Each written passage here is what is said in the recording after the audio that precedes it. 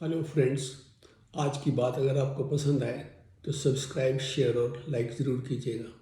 आपने श्रद्धा murder case तो सुना होगा।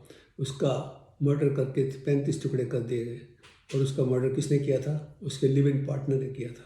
ऐसे निक्की यादव को मार के उसको फ्रिज में रख दिया गया। उसका मर्डर किसने किया था? उसके लिव इन पार्टनर ने किया था। तो पहले हम समझ लें कि ये लिव इन रिलेशनशिप है क्या। जब भी कोई लड़का और लड़की जो अडल्ट एज के हैं बिना शादी किए आपस में इकट्ठे रहना शुरू कर देते हैं और शादी और पति पत्नी के रूप में रहते हैं, जो शादी के अंदर अलाउड होता है वो सब कुछ करते हैं, तो उसको हम लिव इन रिलेशनशिप कहते हैं।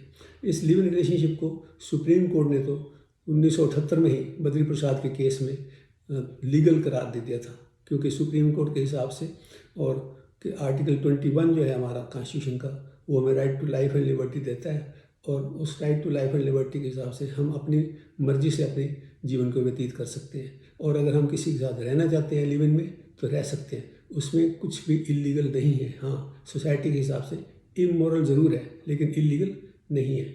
इसी के साथ ही 2010 में सुप्रीम कोर्ट ने कुछ ये भी ले डाउन कर दिए कि अगर कुछ समय तक लिव इन रिलेशनशिप में लड़का लड़की रह रहे हैं तो कुछ समय के बाद उनको शादीशुदा भी माना जा सकता है और जो मैरिज के बेनिफिट्स हैं जैसे कि राइट टू मेंटेनेंस है, प्रोटेक्शन अगेंस्ट डोमेस्टिक वायलेंस है, वो उनको भी मिलने शुरू हो जाएंगे। उनके बच्चों को भी लेजिटिमेसी मिल जाएगी और वो औरत भी अगर चाहे तो उसको मेंटेनेंस मिल सकता है अगर वो अपना नहीं कमा रही तो। लेकिन इसके लिए 2-3 कंडीशनें लगा दी सुप्रीम कोर्ट ने कि पहली बात तो यह है कि वो लड़का और लड़की की जब इकट्ठे रहना शुरू किया था तो अडल्ट के थे, दोनों ही शादी करने की उम्र के थे।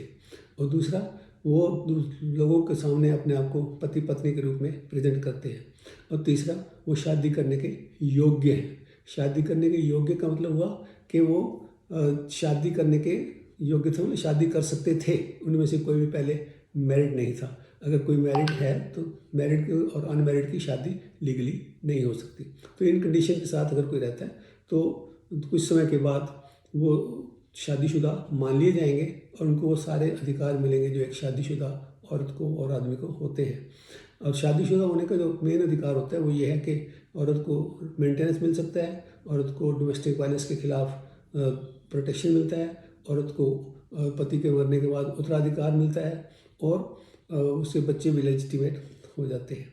तो इस तरह से ये है। अब प्रश्न ये उठता है कि लिव इन रिलेशनशिप की ज़रूरत क्यों है? कई बार तो पति पत्नी, लड़का लड़की आपस में लिव इन रिलेशन में रहना शुरू कर देते हैं कि वो कंपैटिबिलिटी देखते हैं कि अगर ये आपस में उनका विचार मिल जाएंगे तो फिर वो शादी कर लेंगे। लेकिन ये ज़रूरी नहीं है कि वो, कई लोग तो वैसे भी लिव इन रिलेशनशिप में ही पसंद करते हैं कि कौन शादी के झंझट में पड़े, कौन शादी के उसको, तो उसके शादी के बिना जो रहते हैं वो शादी के अधिकारों से वंचित हो जाते हैं, लेकिन उनको बाकी सारे जो आनंद है शादी के वो उनको रखते हैं। अब जब हम कहते हैं, जब कोर्ट कहता है कि लंबे समय के बाद उनको शादीशुदा मान लिया जाएगा, तो अगर तब वो मेंटेनेंस क्लेम करते हैं मिल तो सकता है, लेकिन उसके लिए प्रूव करना पड़ेगा कि वो लंबे समय से शादी के लिए रह रहे हैं। तो इससे अच्छा तो ये कर लें कि जैसे ये कंसेप्ट क्योंकि वेस्ट का आया हुआ है हमारे पास, तो वेस्टर्न सोसाइटी ने तो अपना पूरा हिसाब कर रखा है। जैसे अमेरिका के अंदर कैलिफोर्निया स्टेट में एक कोहैबिटेशन एग्रीमेंट्स बना लेते हैं वो लड़का लड़की, और उस कोहैबिटेशन एग्रीमेंट के अंदर सारा लिख लेते हैं कि किसका कितना अधिकार होगा, कौन कितना खर्च करेगा, अगर अलग होते हैं तो किसको क्या क्या मिलेगा, वगैरह वगैरह। ऐसे ही हम भी, हाँ, इंडिया के अंदर भी लोग जो लिव इन रिलेशनशिप में रहते हैं वो एक एग्रीमेंट बना सकते हैं।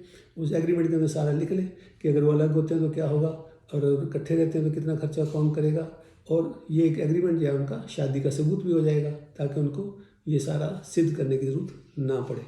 तो इसके तरह से जो हमारा लिव इन रिलेशनशिप का इधर का है, वेस्टर्न सोसाइटी वाला कंसेप्ट जो हमने उठाया है, उसमें भी कुछ ना कुछ सार्थकता आ जाएगी। लेकिन इसमें मुझे एक बात पेरेंट्स को ज़रूर कहनी है कि पेरेंट्स अगर चाहें तो बच्चे के साथ खुल के बात करें ताकि बच्चा उनके साथ खुल के अपनी बात कर सके, और वो लिव इन रिलेशनशिप में रहना चाहता है ये देखने के लिए कि इस लड़के के साथ मेरा गुजारा होएगा कि नहीं होएगा, तो कुछ टाइम के लिए रहना चाहते हैं तो उनको रहने देने के लिए इजाज़त दे दें ताकि तो वो रह सके, रहेगा तो फिर भी अगर वो नहीं इजाज़त देंगे तो चोरी छिपे जाकर रहेगा। तो इससे अच्छा है कि वो उसको इतना खुल के उसके साथ रहें कि बच्चा अपनी बात खुल के पेरेंट्स को बता सके और पेरेंट्स की नॉलेज में रहे। और दोनों बच्चों के पेरेंट्स की अगर नॉलेज में है तो पेरेंट्स से आपस में बात करते रहेंगे और उससे उनकी अंडरस्टैंडिंग बढ़ेगी। और लड़की भी लिव इन रिलेशनशिप से घर पे आती जाती रहेगी, जैसे शादीशुदा लड़की मायके में आती है, तो ये शारदा मर्डर जैसे केस फिर नहीं होंगे। इतना ही आज के लिए, धन्यवाद।